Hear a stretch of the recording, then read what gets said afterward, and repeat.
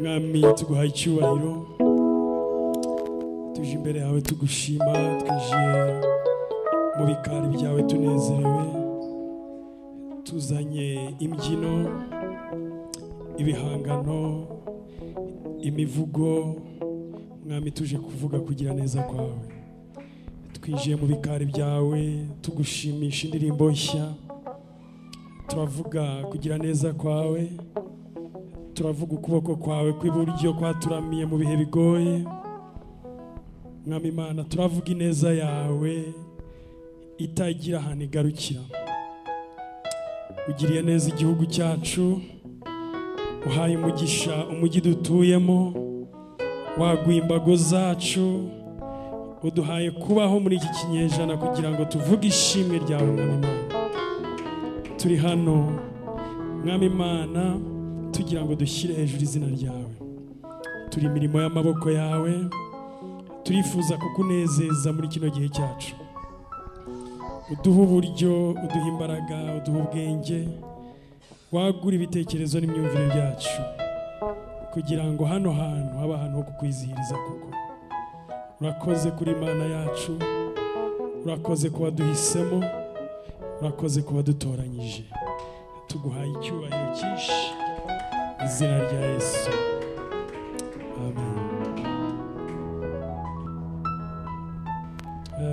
Abaririmbyi Imana ibahe umugisha, n'abacuranzi ndetse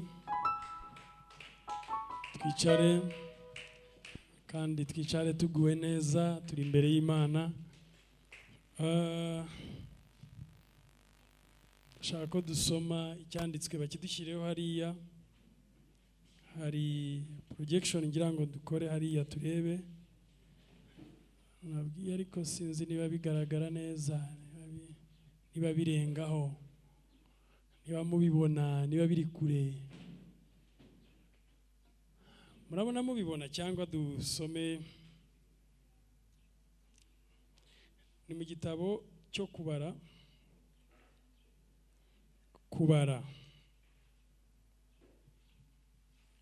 mu bitabo byanditswe na Mose, igitabo cyo kubara igice cya 2.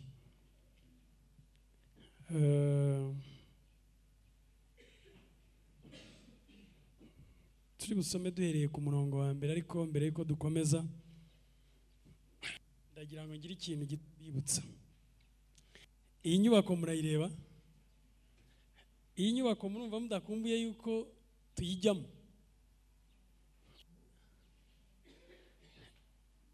Ubu tugiye ku kwezi niko twatangiyemo iyi proje mushize,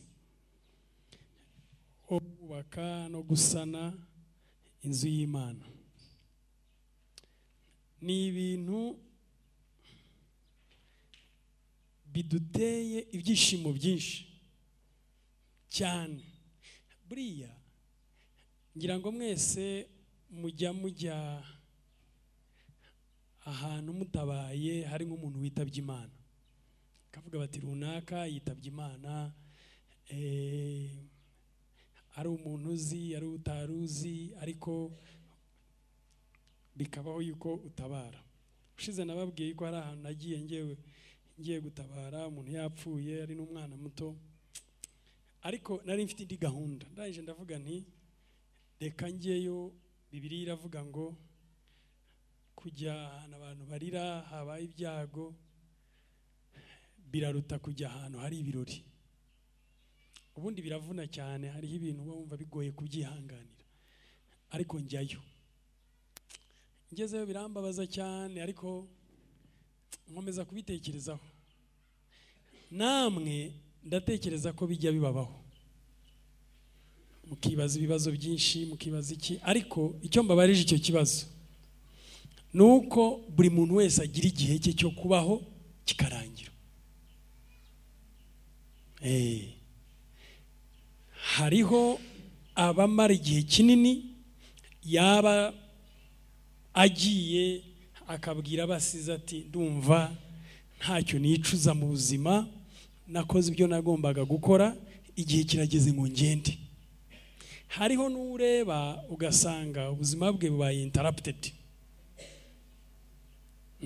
burarogowe, akomwe mu nkokora, agiye atarakora ibyo yagombaga gukora. Mwari muzi ko umuntu wese hano ku isi ahari kugira ngo agire ikintu akora?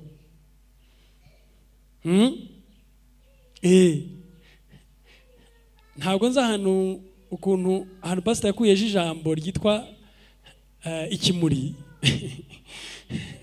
Ejo twari hano aratubwira ngo hari abantu ngo ngira ngo batekereza yuko bari aho ngaho wenda ari nk'ikimuri. Ikimuri ni ikigande mu Kinyarwanda, ngira ngo ikimuri ni amavuta y'inka ngira ngo basiga nk'abana bakiri bato. Kera barayansigaga jewe nkuru, ariko byari byiza cyane. Noneho umukecuru wanjye avuga ati, numvaga babivuga gutyo ngo ni ikimuri, ariko mu kigande, kuko mu ndimi nzi n'ikigande kirimo, harimo ijambo bita ikimuri. Ikimuri ni ururabo, ni ururabo, ni ikirabyo, ni ikisinzi. Hari amagambo ugenda usanga agerekeranye mu Kinyarwanda, ariko bitewe n'uturere ugasanga baravuga gutya kubera yuko ari abo mu gace akanaka, ariko twese tubyumvikanaho. Avuga ati, ubu Imana yagushyizeho uri ikintu cy'ikimuri kiri aho ngaho cyo kureba. Ndakomeza kwibanda kuri cyo uko nicyo yakoreshaga, ariko mwebwe uko mutekereza, mubona turi indabyo ziri aho ngaho zo kureba gusa? Nazo burya Bibiliya zivugaho yuko nazo ari umurimo w'Imana, ariko twebwe turenze ibyo. Turi ku rwego rwaho, turi hano, turi abasirikare, turi abagenzi, turi abahisi. Ariko iryo nkunda cyane ni ryo kutwita abasirikare, yuko dufite mission tugomba gukora tukayirangiza. Hari abantu Imana iha misiyo y'igihe gito iremereye bakayikora mu gihe gito, ukajya kumva ngo umuntu ku myaka 33 agapfa. Hari abo muzi agapfa akigendera, ariko abantu bakavuga bati, sha uragiye ariko uragakoze. Abo bantu murabazi? Bindwanyi, bimpirimbanyi. Irindi jambo ni irihe? Barahari. Hari abo muzi?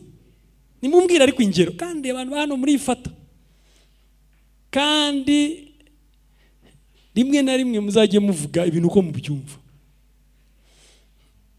Yesu yari afite imyaka ingahe? Hari ikiganiro njya numva gitangira kivuga ngo Andrea yari afite imyaka 33, ngo yarushaga umwaka umwe Yesu, kandi we wari mukuru mu bandi. Hari abagabo babayeho imyaka itarenze 30, itarenze 40, mu kigero nk'iki bamwe muri twe barimo, agakora akarangiza ibyo yagombaga gukora hakiri kare, Imana ikamutwara bikaba birarangiye. Natwe rero turi nk'abo ngabo, dushobora gutinda ukageza ku myaka 50, 60, 70, 80 cyangwa 90, ariko igihe dufite gukoreramo kirahari, kirabaze. Ndagira ngo mbabwire rero ko mu gihe turi hano, mbere yuko tugenda, kandi tugomba kugenda, buri muntu wese arabizi ko agomba kugenda. Ibintu abantu badakunda kuvugaho, ariko biri byo. Kandi nta n'ahandi hantu ho kubyumvira ubundi harenze aha ngaha. Hano niho hantu aho bita muri reality check, aho ugera kikimukavuga ati, ibi birashoboka, nibi birashoboka, nibi birashoboka. But now, before we go, natwe rero muri misiyo dufite turashaka kugira ngo twubakire Imana inzu hano hantu, tuyubake mu bushobozi dufite. Ubushobozi nibuziyongera twubaka indi, ariko for now dufite ubushobozi bw'iyingiyi. Turagira ngo tubishyiremo umutima wacu wose, tubishyiremo amafaranga. Biravuga ngo aho ubutunzi bw'umuntu buri niho iki?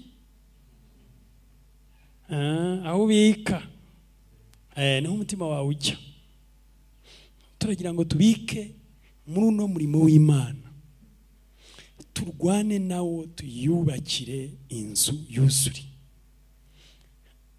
Dusana hano narabibabwiye, Imana yaratubwiye ngo ni munsanire hano hantu ahomba namwe mbaha amazu yo kubamo. Turabikora icyo gihe, biratugora. Ubu hari wakwibaza ngo mwasannye iki se, ariko ubu muhareba harasanwe kuko icyo gihe hari inyuma y'aha ngaha. Turabikora, twari tukiri abana bamwe dufite ubushobozi buke, ubona bigoranye, ariko turabikora. Turangije Imana iduha amazu. Wajya kumva n'umuntu uhembwa amafaranga, wowe uzi ko ari make, kumva arakubwira ati inzu yanjye yuzuye hehe? Ati Kigali. Jewe ibyo bintu byarantangaje cyane. Ubu rero umuntu ushobora kuba wicaye ahangaha akavuga ati ibyo ni nka bya bindi abantu babeshya abandi, bakabiba bakabakora mu mufuka bikaba birarangiye. Ibyo bintu ntabwo ari ukubabeshya, byarabaye kandi ntabwo bimaze igihe kinini. Ngiye ubabwira inzu yanjye ubu nyimazemo imyaka ngira ngo 6 cyangwa 4, hanze ari 4 pe. Kandi mu bintu najyaga ndeba ndi umukozi nkorera leta nkabona bigoye, nicyo cyari kirimo. Narakirebaga nkavuga ni reka da, singiye no kwigora ntekereza kuri ibi bintu. Byarabaye. Ubu rero nakari kanyizemo, ndagira ngo mbibutse, umwaka urarangiye kandi twihaye imyaka 2. Bitanze amafaranga, turashaka kugira ngo noneho anishyurwe. Turi muri gahunda zo kubihuza n'umuhanda bagiye kubaka hano hepfo. Turi muri gahunda zo kubihuza nawo, tukagira amafaranga make tuwutangamo kuri ayo ngayo y'inyubako, tukabihuza. Umuhanda wa kaburimbo uzava firiya ukaza ukagera hano hirya, natwe ukatugeraho, ku buryo parking yacu hano hepfo bizaba bihura neza. Maze turebe Satani ahige, natwe tugira dute? Natwe duhiga. Hanyuma rero dusubire ku cyanditswe cyacu. Kubara ibice 2 ngo Uwiteka abwira Mose na Aroni ati, Abisirayeli bajye babamba amahema yabo, umuntu wese ahererane n'ibendera ry'ababo. Ntabwo nzi niba hariya hatari ibintu bisigarayo, simbisome, ariko mufite Bibiliya z'Ikinyarwanda kandi biriya bintu byanditse mu Kinyarwanda. Umuntu wese agira ati, bari ahantu bamaze kuva muri Egiputa. Mbahe kuri background y'iki cyanditswe. Arababwira ati, ndashaka ko habaho order. Umuntu agira aho abarizwa, umuntu agira aho akorera, ndetse nimunagera ahantu mujye mubamba amahema muri iyi order ngiye kubabwira. Buriya ijuru rigira order cyane. Yewe ntago nakoze igisirikare, ariko nemera ko ndi umusirikare jewe rwose, kuko ibintu byose ni mu mutwe. Niba utekereza ko uri umusivili, buriya ni kuri. Hari umuntu uri umusivili wamureba nagenda ukabona ko ari umusivili koko, ukabona aragenda nk'umuntu w'umusivili kwere. Hari umuntu w'inshuti yanjye yajyaga asanga muri gym, nigeze kumubwira. Noneho we yangaga kujya muri gym, yagiraga ubunebwe. Noneho yansanga ndi muri gym, akambwira ati, wazanyigishije ukuntu bakora bino byuma. nabwiye se wagiye uza tugakora ati kandi ati byamfasha nize kubera atuzigiye ati mba ndeba ngenda nk'inka ati mba ndeba afite amafuti ati mba ndeba ntameze neza ati kandi abantu bakora gym ati bakoresha bino byuma tusanga ari fit ati wazamfashije koko ngo agenda nk'inka nka niba rero igenda ite ubigeranije n'umuntu ariko hari umuntu ureba mbere yuko muganira wamusanga yicaye shaka mureba ukabona ntabwo yicaye rwose nk'umuntu wifitiye icyizere ibyo biri kuvuga murabizi ukabona arihebye ukabona arashaka kwiyoroshya ukabona arashaka kwigira hambo ukabona arashaka kureba mu maso ukabona arareba hirya ukabona arizingazinga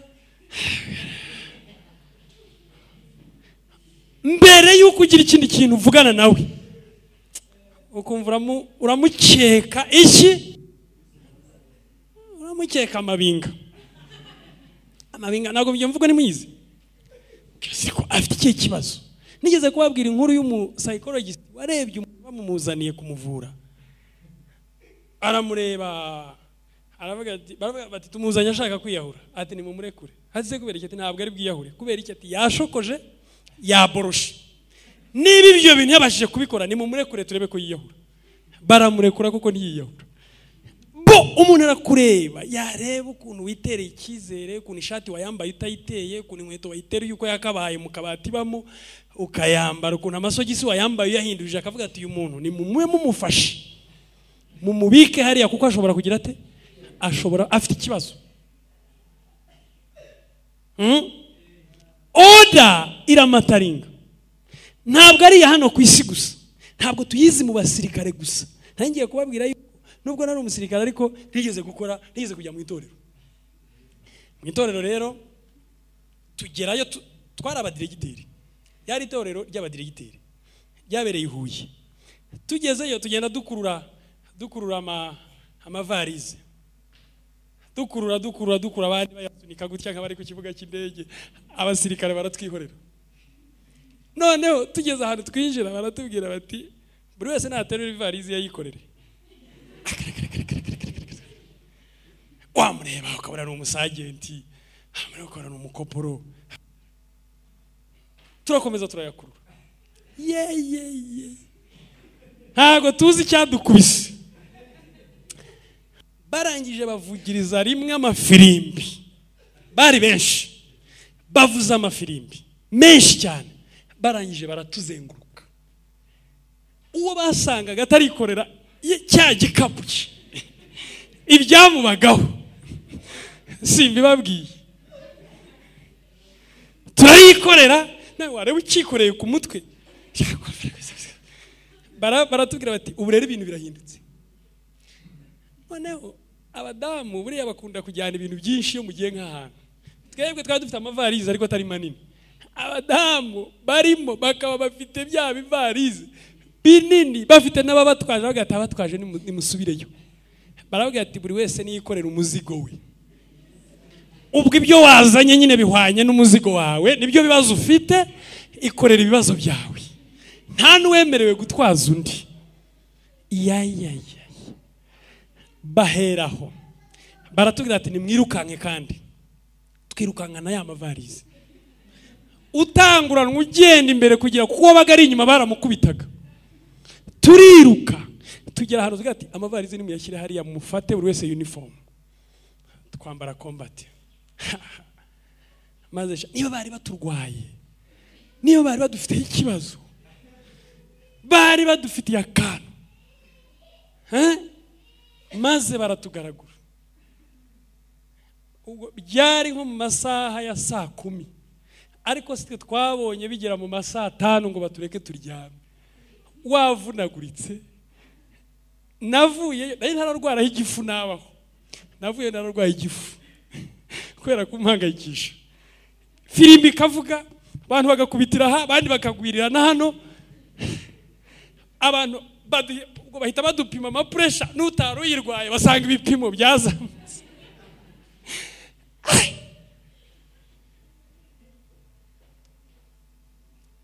twamazeyo igihe kinini, ariko ubona ari indisi. Ariko hakaba abantu batamenya kugenda ku murongo, hakaba abantu babwira bati reba mugahura wari marebiye hakaba umuntu babwira bati nimuhindukire, aho guhindukira ajyaho bababwiye ukabona arimo arakugonga. Mwe mwahindukira mugiye mugahura n'uvayo. Oda iragorana, iraruhije. Ariko oda ntabwo ari igisirikare gusa, oda ni iy'Imana. Mbere na mbere Imana niyo yashyizeho oda. Abisirayeli basohoka bavuye mu gihugu cya Egiputa, mu gace babagamo ka Gosheni, nabwo ku mabwiriza akomeye cyane. Bababwiye ukuntu bari burye, bababwiye ukuntu bari bwambare, bababwiye ukuntu bari bwitegure, bababwira n'ukuntu bari buhaguruke. Barababwira bati kandi nimuba murya mwikuremo ibi byo kurya buhoro, mwige kurya in haste, cyongereza niko babivuga, vuba. Mwambare inkweto muzifunge zikomere, batazi ko iyo nkweto afunze agiye kuyifunga ikabamo kumara imyaka 40. Mwambare imyenda nayo muyambare gutya, mufunge, nimurangiza muhagurukire hamwe. Mu by'ukuri Imana yari irimo ibatoza oda uyu munsi tubona tumenyereye nk'iya gisirikare, kandi koko bari bagiye kubaho mu buzima bwa gisirikare. Bibiliya iratubwira ngo muri kosi yabo ukuntu bari bahagurutse, babaga bafite umugaba mukuru wo mu ijuru bari imbere, bakagira abandi babari inyuma, bakagira na surveillance bagenda hejuru y'igicu, ariko bakagira n'inkingi nayo igenda imurika. Byari ibintu bifite oda yo ku rwego rwo hejuru. Hano rero ahangaha mu kubara niho batubwiye ngo Uwiteka abwira Mose na Aroni ati nimubwira Abisirayeli yuko bazajya babamba amahema yabo, umuntu wese ahererane n'ibendera ry'ababo, kandi babe munsi y'utubendera tw'amazu ya basekuru, berekeze amahema yabo ihema ry'ibonaniro bayarigotesha. Wenda iki cyanditswe muragifite, ariko ndagira ngo abanza amanuke gatoya twereke iyo shusho iri munsi yaho niba turi bibone neza. Ndabona bimwe bitagaragara neza, sinzi niba mubibona. Manuka hasi turebe ku yindi slide ya kabiri. Ntago bigaragara byose. Anyhow, hariya murabibona igice kimwe nibura. Hariya hagati harimo iki. Hano ni tabanako. Tabanako ni iki mu Kinyarwanda? Niryo bisema ry'ibonaniro. Hariya naho ukuntu yabaga rimeze byajyagamo hagati, noneho rikagotwa n'imiryango y'abande y'Abalewi. Ubusaba ni mubazi, ntabwo muzaba Kohati, ntabwo muzaba Gerishomu n'Abamerari. Noneho hano hari Mose and priests. Mose n'abaki, aho uko niko baturaga. Iyi oda arababwira ati muzajya mufata ihema ry'ibonaniro murishyire hagati, nimurangiza imiryango y'Abalewi irizenguruke impande zose. Nimurangiza buri muryango ugomba kuzajya umenya aho herera. Hariya dukomeje kiriya cyanditswe bavuga Yuda nguriya hirya, umuryango wa Yuda. Ariko Yuda yagombaga kuba ari ukuriye kiriya gice, iriya quadrum yo hirya y'Iburasirazuba igizwe n'imiryango ya Isakari na Zebuluni na Yuda. Bakanavuga bati ubanze mubabarure. Barabarura, baragenda bakubwira muri iki cyanditswe nimukomeza mubisoma, bakubwira n'umubare wari ugize buri muryango. Hari urabona Yuda afite 74, Isakari afite 54, Zebuluni afite 57. Abo ngabo bakamenya ngo twebwe mu gihe ihema rizajya riba rimaze guterwa hariya, tuzajya dufata campus turebe tuvuge ngo iburasirazuba n'amajyaruguru, bari amajyaruguru, bari amajyaruguru. Amajyaruguru ni bande bagomba kujyayo? Amajyaruguru ari ni east, ari ni east bari. Amajyaruguru hariyo Dani, Yuda n'imiryango yindi ibiri, bikaba imiryango itatu, bagaherera hehe? Iburasirazuba. Mu majyaruguru hagaherera kampu ya Dani. Dani nawe akaba ari kumwe nande na Asha na Naftali, bari mu majyaruguru. Mu majyepfo hakaba harimo kampu ya Reuben. Reuben akaba ari kumwe na Gadi na Simiyoni na Reuben ubwe nyine. Iburengerazuba hakaba kampu yande ya Efraimu. Nukuvuga ngo nayo ikagiramo aba Benjamini, aba Manase n'aba Efraimu nyine, n'imibare ya buri muryango. None harababwira ati mumenye ko buri kampu igiye igira umuryango yikuriye, ariko no muri uwo muryango Imana ikajya ivuga iti kandi muri uwo muryango bazabayobowe n'aba, bazabayobowe n'aba. Irashusho ngira ngo iragaragara, irimo irumvikana. Niyo kiriya cyanditswe niyo kivuzemo. Hari n'ikindi, nuko turiya yitwa tubendera, hari n'amabendera manini agiye ahagarariye buri kampu. Hakaba hari ibendera rya kampu yande ya Dani, hakaba hari ibendera rya kampu ya Yuda, hakaba hari ibendera rya kampu ya Reuben, hakaba hari n'ibendera rya kampu ya Efraimu. Birimo nabyo munsi, niba yatwereka slide ikurikiyeho. Aha, hariya aho hariho n'amashusho, buri bendera ryabaga ariho ikimenyetso. Niyo mpamvu kenshi mukunda kumva bavuga yuko Yesu ari intare ya hehe, yo mu wuhe muryango? N'ukuri ya muryango warangwaga n'ikimenyetso gikomeye cy'intare. Murabona ko hirya hari intare kwa Yuda, hejuru kwa Dani hararangwa n'igisiga,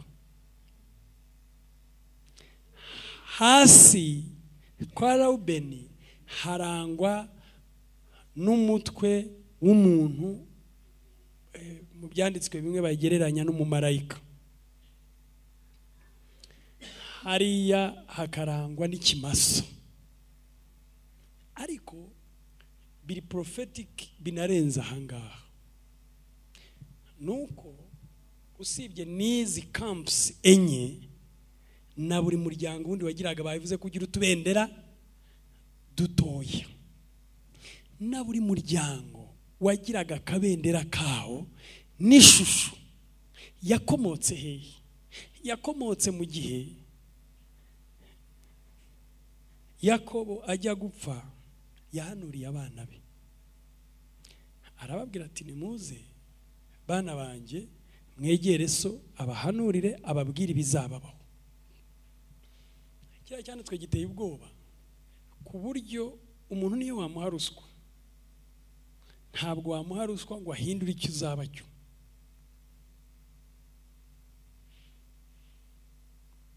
Bisubiremo, niyo umuntu wamuha ruswa, ntabwo wamuha ruswa ngo ahindure icyo uzaba cyo, ntibyakunda.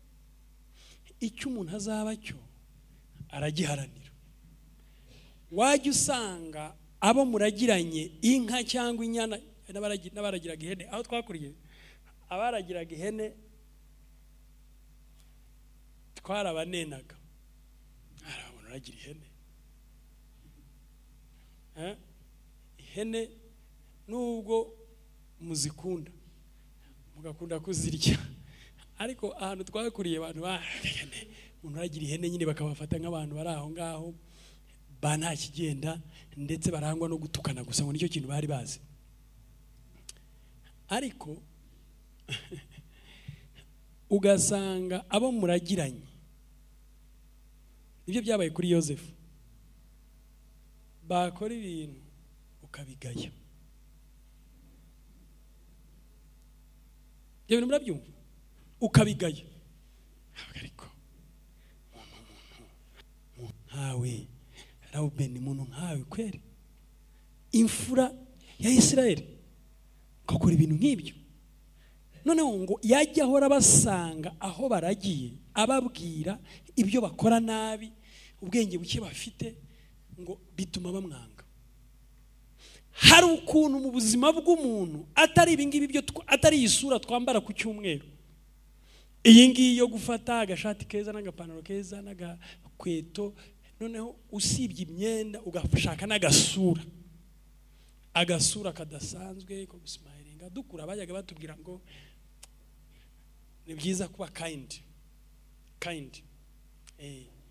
Arebana n'umuntu nubwo waba utishimye, ariko ukaba kind ugasmilinga ho gato. Noneho abana bose burya akenshi nko mu myaka yo hasi niko babigisha. Ndetse njya mbona no muri za birote za ba junior, mu bintu babakota n'ibyo ngibyo birimo kureba uburyo abana n'abandi, ukuntu aba kind ku bandi, ukuntu abafasha, ukuntu iyo collaboration.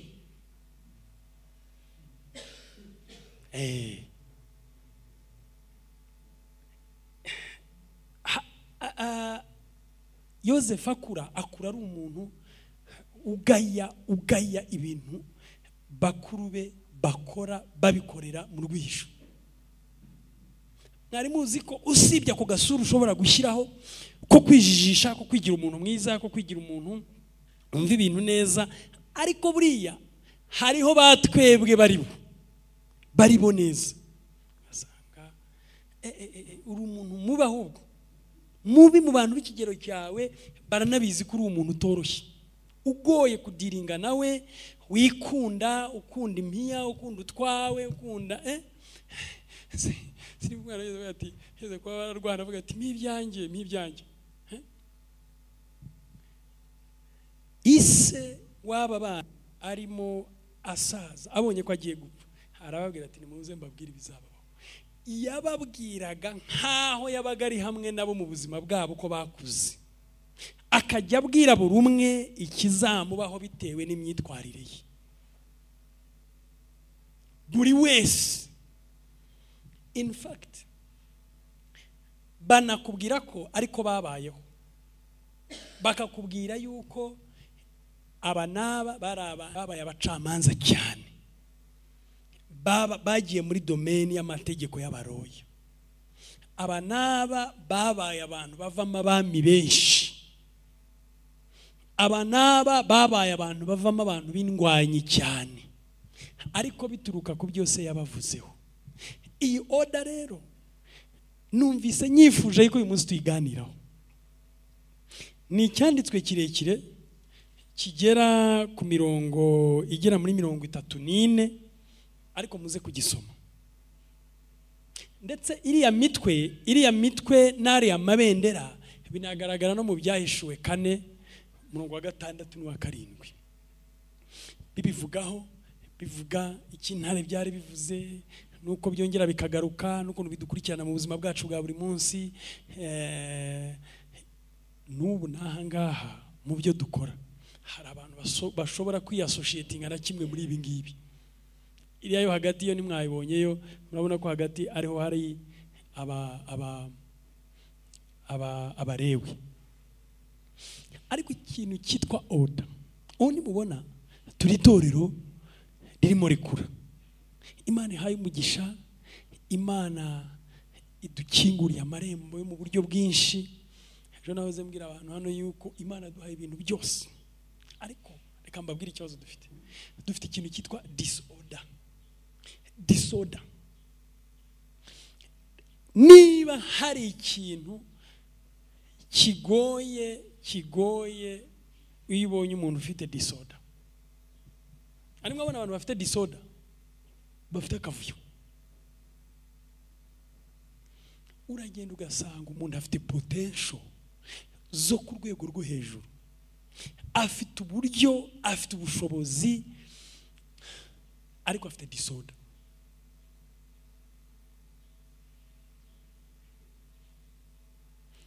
Mu bintu Imana igiye gutangira gukora, ihera ikabanza ikabishyira ku murongo, no gushyiraho order. Muri iki gihe kiremwa Bibiliya itangira iterura iyo nteruro ivuga ngo mbere na mbere Imana yaremye ijuru n'isi. Isi yari itagira ishusho, yari ubusa busa, umwijima wari hejuru y'imuhengeri, maze umwuka w'Imana yagendagendaga hejuru y'amazi. Imana iravuga iti habeho umucyo, umucyo ubaho. Imana ibona umucyo ko ari mwiza. Imana itandukanya umucyo n'umwijima. Imana yita umucyo amanywa, umwijima iwita ijoro. Buragoroba buracya, uwo ni umunsi wa mbere. Itangiye kubara iminsi, ariko mu buryo bufite order.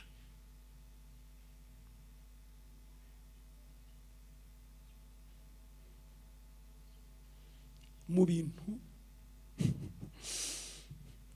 ahantu hose muri discipline zose ujyamo ukabona ikintu baheraho, ama discipline yose ahera kuri order. Mu masomo nize harimo accounting. Yesikaza bana ariko accounting ni iki? Ariko mu by'ukuri reka mbabwire, rana nayigishije, najyaga nigisha accounting mu Kinyarwanda. Mu Kinyarwanda nigishaga abantu b'abaturage bigisha ibintu byo gukora imishinga kera. Noneho ukabigisha ukababwira ari koperative, umuntu aje kubasura, kabereka ukuntu bakora ishusho y'umutungo. Ishusho y'umutungo y'igihe iki n'iki, balance sheet hazati. Abazi ibintu bya accounting, iyo nteruro nakuze nyumva muri accounting azati 31 cyangwa 30 December. Ishusho y'umutungo y'igihe iki n'iki. None bakakubwira bati mwebwe mujye mufata ibyo mwahereyeho mubishyire hano, mufata ibyo mwakoresheje mubishyire hano. Ariko iyo ugiye kubireba nta kindi baba bigisha umuntu, ni ugutandukanya ibintu n'ibindi.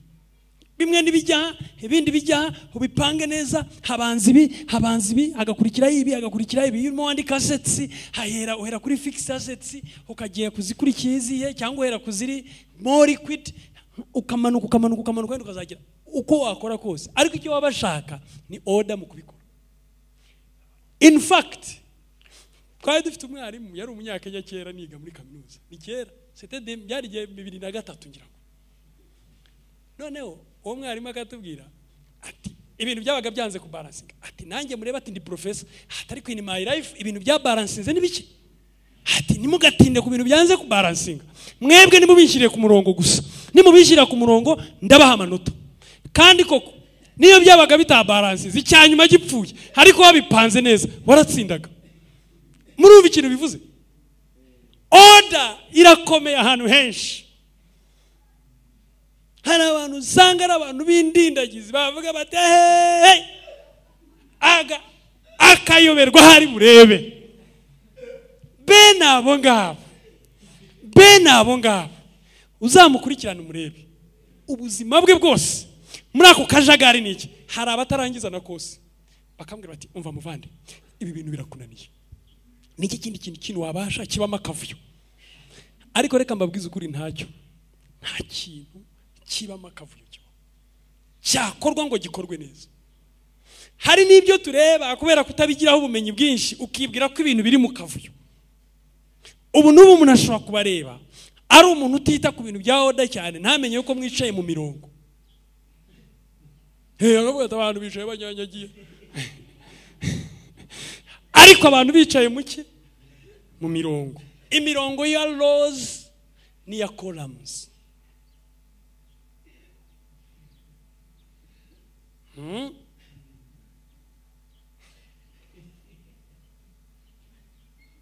Hari isomo ryitwa, hari imibare bita ama inverse. Inverse inverse nta kindi.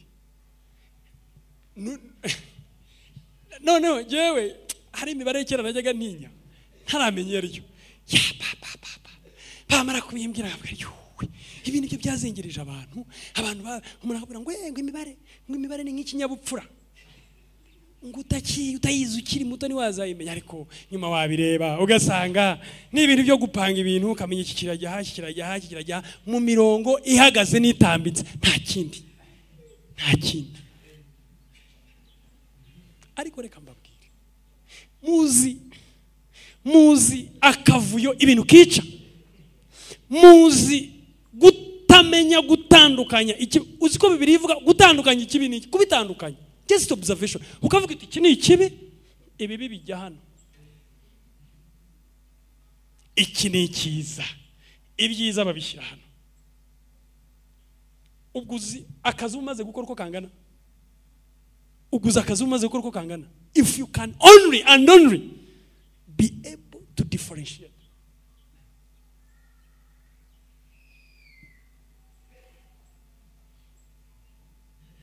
Order.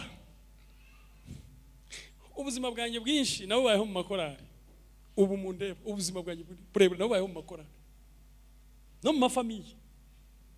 In fact, aho twigaga muri secondaire nari nyoboye famiye, twakoreshaga amazina nk'ariya yaba Efraimu, yaba Manase, yaba Yuda, yaba Kigutyo. Afite umuryango nari nyoboye, ariko akazi gakomera mu buyobozi ntabwo ari ikindi. Nize ikintu cyitwa project management. Muri project management bo baratubwira ngo akazi 95% bya project manager ni ugukora communication, ni ukuvuga mugire mutya ibi bigende bitya, ibaba ari byo bibanza bizabikore nyuma, niyo bamuzaniye ibintu asinya nta kindi, hari ibindi bintu bidasanzwe akora. Ibi mubizanye mbere byagombye kuza nyuma, ibi muzabizana ejo. No mu rugo siko mubigenza se. Mukoza akaza babwira turagura ibi nibi turavuga ngo urumva genda ugura ibi nibi gusa, ibi ngibi uzabigura ejo, si ngombwa yuko ubigurira rimwe. Ariko wowe mu mutwe wawe kirimo no kuvuga ngo ni order y'amafaranga n'imikoreshereze yayo, ariko si ngombwa kubizana byose uyu munsi, kandi wenda nayo mafaranga ntanahari, ariko si ngombwa kumbwira ko adahari. Igihe cyabyo nikigera azaba yabonetse. Order.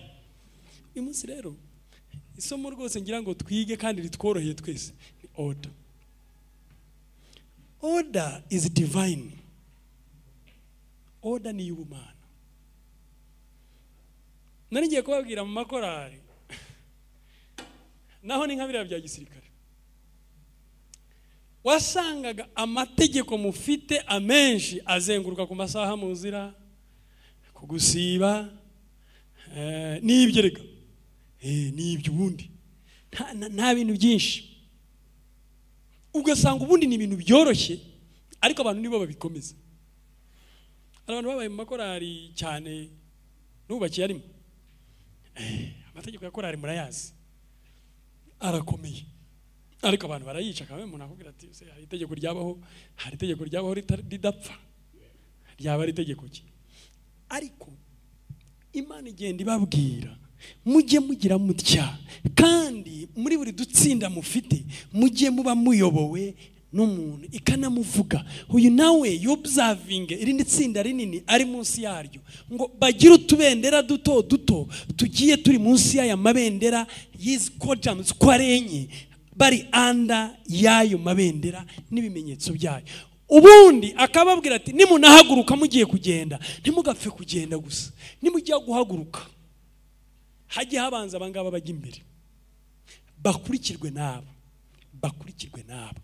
isanduka y'isezerano ibone gukurikiraho. Inyuma yayo imbere n'inyuma hajye haba haraba abahera ahiri butangire babaraba, abari buze nyuma yayo ikimara kunyuraho babaraba, n'abari buze nyuma kugeza kuri buze nyuma wa nyuma y'abandi bose, bijye babigendewe mugende. Ibyo bintu byari ibintu bitigeze bikorwa hano, yari version nshyashya ya organization ariko yari irimo iterabwoba riteye ubwoba. Iyo urebye ahantu hose banyuze muri iyo order mana, ahantu hose bageraga abababonaga baravugaga bati do twabaho ntiturabona abantu nk'aba ngaba. Bakambika ahantu wareba ukuntu bishushanyije. Baramu na Baraki babarebye bari hejuru y'imisozi. Nifata icyo uyu munsi bita aerial view yo hejuru, ngo babarebye baravuga bati twabere ntabwo turabona abantu nk'aba ngaba. Ari muzi ko uyu munsi Imana iduhaye order fa kuri ibi ngibi, iduhaye order nziza, order mu byo dukora, order mu mafamiye, order mu magroup yose, mu maririmbyi, order mu rusengero, mukareba ibintu bimwe twibaza byagenda neza. Maze igihe nsoma kuri iki kintu cya order, ndavuga ariko order is beyond, birenze ibyo ureba ku jisho, biri spiritual. Iyo Imana igiye kuvugana nawe ihera kuri level ugezeho mu kubura umuntu uri orderly. Hari umuntu ushobora kuza hano aje gusenga, yagera hano ahageze undi muntu akamuhamagara akambwira ati uriye, akambwira ati ndi ku rusengero. Wansanze hase nkakubwira ati uri hehe? Ariko abantu ntago mubazi. Kandi urabyumva ari ibintu biri ku rwego rworoshye, ariko ni ikintu cy'ikibazo gikomeye cyane, cy'ikibazo gikomeye cyane. Uri he? Ati ndi mu mujyi. Okay, mu minota 5 ndaba nkugeze agatega moto akagenda, yagerayo ndakamubwira ati agira ngo merekeza hari utuntu ndimo tube tunaganiraho. Ubwo aho mfatiyemo bakeya, ariko nigiye imbere nkatanga urundi rugero nafatiramo benshi. Nigira imbere gato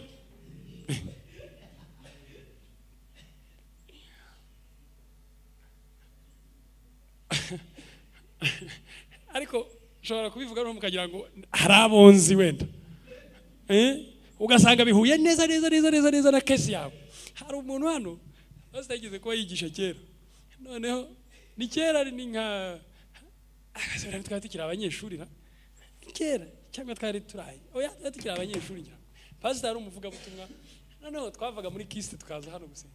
Noneho pastor arimo yigisha arabwiriza, arangije umuntu aramufata aramubwira ati ndagushaka. Nta kibazo. Baragenda bajya ku ruhande, aramubwira ati biriya bintu uvuga byanjye ubushaka iki? Ubushaka iki? Ko buriya akenshi rero ari cyo ujya gutanga urugero ukavuga ati nibihwana neza nk'ibya Alex, ari bavuga ati madame iyo tuganira arajya ambwira ati kandi ataryo uzigisha ryari, ati ushobora kuzabitangaho urugero. Ambwira ni hoya cyane iyo tuganira nk'ibintu nyine byo ku murimo w'Imana, njyewe hari ibintu mba ntemera, mba numva rwose umuntu yagira gutya wenda byamunaniye bikamunanira, ati nawe nyine akaba afite uko abyumva. Akambwira ati kandi ushobora kuzabitangaho urugero. None rero sindutanze n'ubu hari ibyo yari yambujije, ariko numva nabibabwira, ariko simbivuga. Mu by'ukuri hari igihe jewe ndareba, kandi simbabwira nkaho ngewe ndi immune, ngewe nkingiye kuri ibyo bintu. Nanjye hari cyangwa narase kavuga ariko kera urabona makuru, iminsi mikuru yajyaga igera tukajya kuri iminsi mikuru mu rugo. Noneho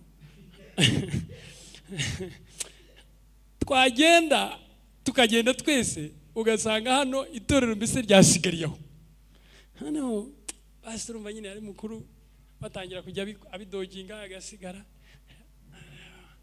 Nanjye nagiye nka rimwe kabiri ngeze ndavuga ariko rero Imana idushyize ahantu ngo tuhakorere, kubera yuko dushaka kujya gusura ababyeyi, igihe kirageze, dufite ibintu dushinze hano bikomeye, turabitaye, turagiye ngo nuko ari mu minsi yego turariye turanyoye turishimanye n'ababyeyi bacu, ariko se umuntu ntabwo yabishakira undi munsi aho kugira ngo bibe bifite ikintu byinshi. Buriya nubona umuntu afashe ikintu akagisimbuza ikindi kigapfa, nuko aba yabuze ubushobozi bw'uburyo yabikoramo byombi bidapfuye. Noneho mu bushobozi afite bwo mu mutwe budahagije, butari bwinshi cyane, hakavuga ati iki ngiki rakanyigonge, akakigonga. Ariko ubundi dufite capacity mu mutwe wacu yo kuramira, yo gushobora. Hari igihe ureba imodoka ukuntu zinyuranamo mu muhanda, imwe ikaza indi kabiciye indi gategera, ibintu ninde wabitekereje bwa mbere kugira ngo amenye ngo uturutse iriya ni uba ufite priority, undi agomba kuza agategereza. Twabyishyizemo kandi birakora, ni sansi yo ku rwego rwo hejuru. Iyo urebye umuhanda uburyo traffic ikoze, shaka bastarika ibintu ibiki, iyo biriya bintu bitaba warebye ukuntu tumaranira mu muhanda. Umuntu wese yageza yahoreye n'undi akaza yahoreye mugahuriramo hagati, ariko uza wahoreye uvuga uti itegeko riramufata, ntari burenge hariya. Abantu rero batamenyereye umuhanda bo, hari n'igihe hakaza akavuga turiya muntu simwiza ashobora kuza akangonga, komeza nta kibazo, niwe ufite priority, agakomeza order. Ntajya kubona ukabona umuntu akavuga ati agahumiriza kimwe akagihitana. Kandi Imana yaguhaye ubushobozi bwo kuba wajya ugira utya, kimwe kikaza ikindi kihavuye bigahurirana nuko ikindi. Nigeze kujya South Africa, hari umuntu tujyanye, nakoraga muri kaminuza. Noneho uwo muntu yakoraga ibyo bita timetabling, yari umukozi wo hasi aduha misiyo. Noneho nza kumubaza se wowe ushinzwe iki? Abandi bari abadiregiteri. Noneho namaze wowe ushinzwe, ati ngiye nshinzwe timetable. Nubuze timetable ugiye kwiga iki kuri timetable? Ati arambwira hari ibintu bakoresha byitwa Sercat. Sercat ni software imenya ngo no kuvuga ngo mufite rooms wenda tuvuge 200 amaroom, mufite abanyeshuri bo muri undergraduate, bo muri postgraduate, ba masters, bo muri undergraduate benshi, kandi izo room ugomba kuzibasaranganya ku masaha, unabihuza n'abarimu bahari. Abimbwiye ahubwo numva ni ibintu bikomeye cyane. Ndamugane n'ibyo bintu murabikora mukabibasha. Akamenya ngo aba banyeshuri barangana batya muri class, aba barangana batya. Ntashobora gufata abanyeshuri 50 ngo abashyire muri sale y'abanyeshuri 300. Ibyo no gusesagura. Akamenya ukuntu umubare ari buhuze n'amasaha n'abarimu bahari ndetse na programs zitandukanye. Tukigera muri Kristo twagonzwe n'icyo kintu, ukajya usanga umunyeshuri ndashaka ishuri ryanjye nigiraho, ndashaka ishuri ryanjye, mugahura n'undi umwe agasanga ishuri rirangiye, wahagera ugasanga bigishaga barasohotse.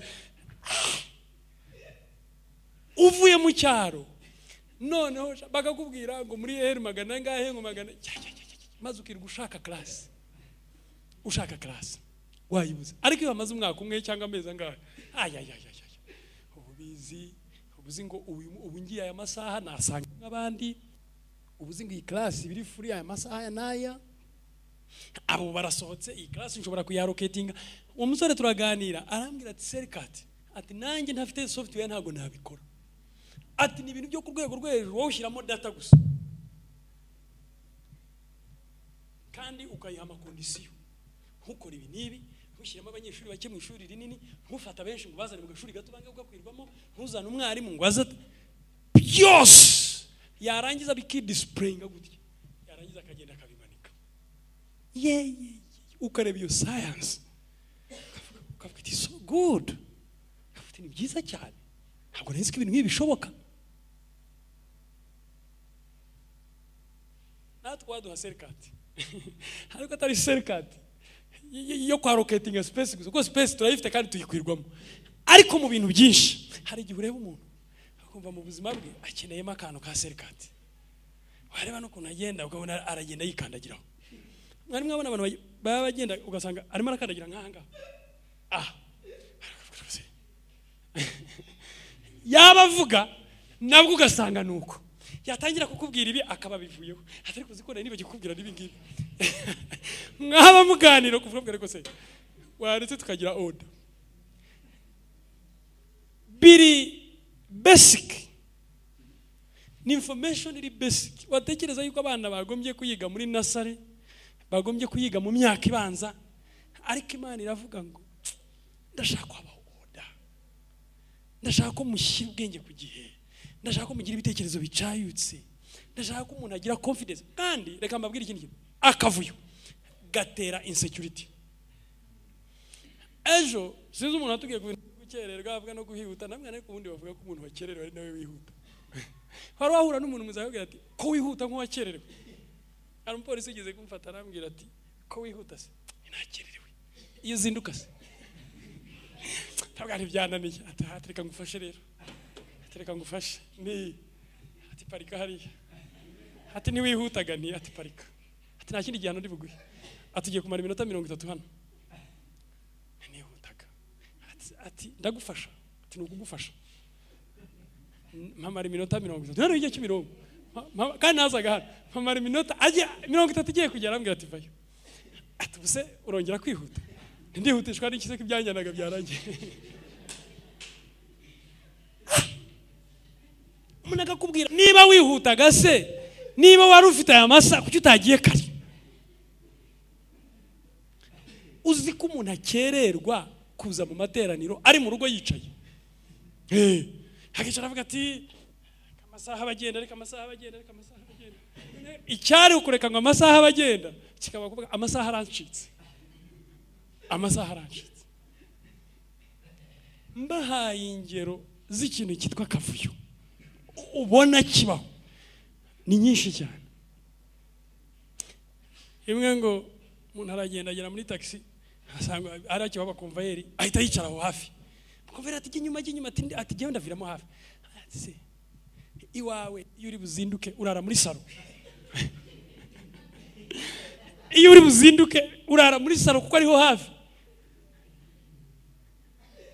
akavuyo ariko rero kavuga ariko Imana nifite ubushobozi bwo gufata ibitekerezo byacu ikadushyira ku murongo kuko na language uvuganamo n'Imana uko ugenda ukura igenda ihinduka Imana ikavuga iti uyu muntu ageze ku rwego rwa organized ibyanditswe arabizi azi kubitandukanya hari abantu no mu kumenya ibyanditswe ariko akaba afite akavuyo none akakubwira icyanditswe ukumva nicyo ariko wareba ibyo agikoresha ukumva sibyo pe ukumva sibyo nugera ku rwego rwaho ushobora gufata ibintu ukavuga uti ibi ngibi biri nobo ibi ngibi biragayitse icyo cyonyine bizaba bihagije uzaba ubaye nk'akanwa kanjye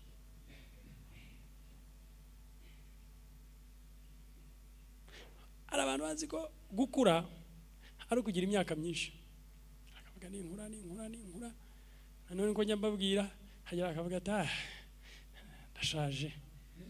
ndashaje ariko Imana irashaka kuvugana natwe kuri level iri advanced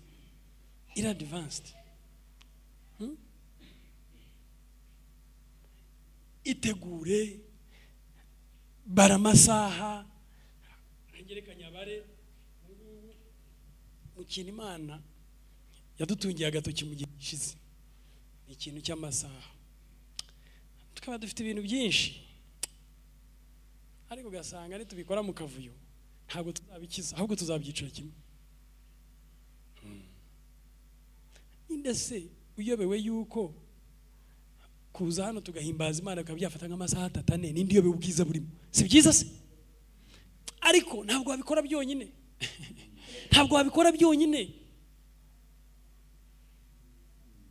ubu ngubu nica nkomeje hano nubwo naba mbigisha ibintu bibafasha gute nkakomeza muzi ikimenyetso nabona najya kubona nkabona umwe arasohotse yabona nkabona undi arasohotse akagera agatereka mama we singiye kugwa mu rusengero akanitahire reka mbabishije hakigenda nundi ubwo se ubwiza bwa bya bintu byaba bikiri byiza. Imana iradushakaho kandi no wanda n'abantu benshi ubona bageze ku rwego rwize bagira icyo kibazo. Haraze yagira nkangaha ibintu biravangavanze akareba ibintu ariko buriya rigiye manekereza ariko ngo aba bantu tugiye kuzabaha akazi gakomeye ko gukora ibintu neza, tukabikora mu buryo buri smart, tukabikora mu gihe kiri cyo, tukabikora neza, tugashyiraho standard yo ku rwego rwo hejuru, maze bikabagora kutabyitabira. Mwari muzi ko ushobora gukora ikintu neza ugategeka umuntu kukijyamo yanza kunze akakijoininga yanza kunze yaza akareba. Muzi umwamikazi w'Isheba uko byamugendekeye ngo yahagurukijwe no kujya gusura Salomo, agiye kureba oda ibayo. ngo baramubwiraga bati hariya hari umugabo nta kintu atazi ku isi, nta kintu wamubaza. kandi koko Salomo yari professor muri chemistry, ari professor muri mathematics, ari professor muri accounting, ari professor muri psychology, muri sociology, muri medicine, buri kantu kose yari professor. kuko Imana ngo yamuhaye ubwenge bw'umuntu atigeze agira, nta nundi uzabugira. Noneho wamubaza ikibazo ukagira ngo ibyo bintu hari ahandi yabibonye. Gatoya ibyo ngibyo babikora gutya akakora gutya. Bizimungu nawe wari amutangeho urugero gato. Bizimungu muri kaminuza twabanaga muri chambre, muri ma hostel yitwaga Croix Rouge twabagamo. Bizimungu yigaga gake gashoboka, yabagari yarasengaga, icyo gihe yarasengaga cyane. Noneho tukagira ngo yagize ikibazo, areba ko nasenga. Noneho nataha nabaga naniwe cyane. None Bizimungu atangira kambaza ati ngiye kukubaza akantu kamwe. Ariko kabe kamwe kuko ndananiwe. Akakambaza nakamusubiza nakambaza kandi ngani Bizimungu ndananiwe reka ndyame. Ariko ikintu ndaka kubabwira yakoraga cyane. Bizimungu ntabwo yabaga agiye mu ishuri kenshi. Noneho hakaba abantu bigana muri engineering bazimira cyane. Noneho bakababiriwe mu ishuri biga, naje kona nkabona nimugoroba baraje ngo hari umubare wabananiye. Naje kona nkabona baraje baje gushaka Bizimungu ari masenga bikanyabagari. abamuzi n'ubu ngubu baracyabigira. asenga kabari muri chambre asenga, abagenda mu nzira akagenda bari intoki gutya ari masenga. Noneho bahagera akaza bagakomanga tukabwira mwinjire, bahagera akamwe ari nk'abasore nk'abangahe, rimwe na rimwe n'abakobwa akaza akambwira ati hari umubare watunaniye tugira ngo dukorere. Kandi ubwo bawukoranye mu ishuri n'umwarimu urabanane bakawumuzanira akareba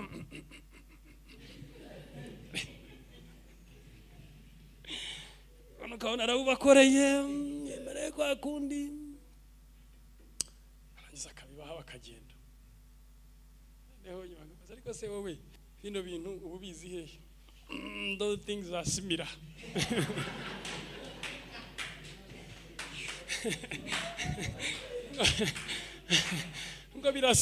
ngo birasa n'ibindi aba yarabonye ahandi. Nuko Salomo Imana yari yaramuhaye ubwenge burenze ubwo. Umuntu akamuzanira ikibazo ari ikintu kiri ku rwego rwo hejuru akakireba akakimukorera kikarangira.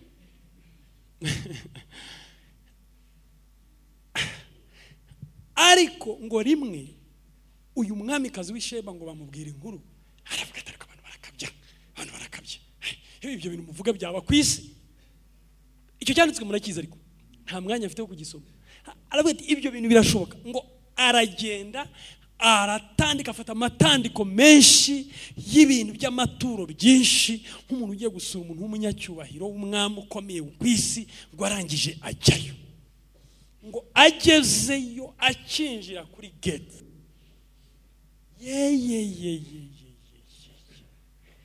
areba parade. Mujya muntu ukuntu bakira abaperezida, areba band, yumva ukuntu ibyuma bivuga. areba ukuntu amabendera bayamanura, areba tapi bamushyiriyeho yo yinjiriraho, yumva amakondera avuga, umusatsi umuvaho ngo arinjira. Yajya areba nk'umuntu akavuga ati cyangwa uyu niwe Salomo, ariko yari ataragera kuri Salomo, ngo kugera igihe yagereye ahantu Salomo yicaye, ngo akajya areba abantu bamanuka, bakareba bazamuka, akareba ibintu yicayeho, akareba inyegamo. Uyu mwami kaza arangije aravuga ati ahubwo ntabwo dufite abantu bazi kuvuga ibintu uko biri, ibi bintu mwambwiye nibyo niboneye. Ngo arangije ngo akajya mubaza n'ibibazo, akambwira ati ibyo ntubizi, ukaba uyoboye igihugu kingana kuri iyo utazi ibyo bintu, reka mbikubwire. Ngo amubwira ibintu, aramuhanura n'ibyo atari yarumviseho, undi arangije arataha. In fact, story ye iri muri Bibiliya, hari naho Yesu ayitangaho reference. Imana idufashe, idukore ahantu, idushyiremo akantu ka order, ubushobozi bwo kubanza gushyira ibirenge hasi ukaba uri ordere. Areba ikintu iki nta bwoba giteye, areba ikintu ukavuga ati iki kintu mukitondere giteye ubwoba. Hari ibintu bajyaga batwigisha kera batubaza, bakakubaza bati ujye usubiza ko odi mataringa cyangwa itamataringa. Bakakubaza bati kwiyuhagira no kwambara oda matters cyangwa oda doesn't matter, bavuga odira mataringa. Kuko hari umuntu ushobora kugira ati reka mbanze nambare noga. Aho odira mataringa. Ariko ushobora kuvuga uti reka nambare ndaborosa nyuma. Sibyo byo ni wabihengekereza ukabihengeka, nubwo atari byo ariko ukabihengeka. Hari abantu b'abahanga bo guhengeka ibintu, hakabihengeka akabigira akavuga atwaye ari mu muhanda atwaye akarya. Bavuga ariko wakabaye wabanje kurya, ntabwo byemewe ubundi kurya utwaye, ariko wakabaye wabanje kwicara ukarya. Ariko hari ikintu utakora utarakora ikindi, sibyo? Ukamenya ikirabanza ikiraheruka, ikirabanza iki gikurikira, ikishobora kujya hagati, ikishobora kujya inyuma. Ndabibabwira gutya, ariko ndifuza yuko Imana idufasha muri ubu buryo bwo duhagurutsemo nk'Abisirayeli, tugiye muri kosi nini, dufite mission ikomeye. Ariko Imana idufashe, idushyire mu mirongo, idushyire muri order, idushyire under some commandants. Abayoboye ibyiciro bimwe, abayoboye ibindi, abafite amabendera manini, abafite amabendera mato, ishyireho ikintu cya order, ivuge ngo reka habeho order. Maze murebe ukuntu tugera kuri ubushize. Nibyo nabwiraga by'inzu, yaratubwiye ati nimubanze mu nyubakire.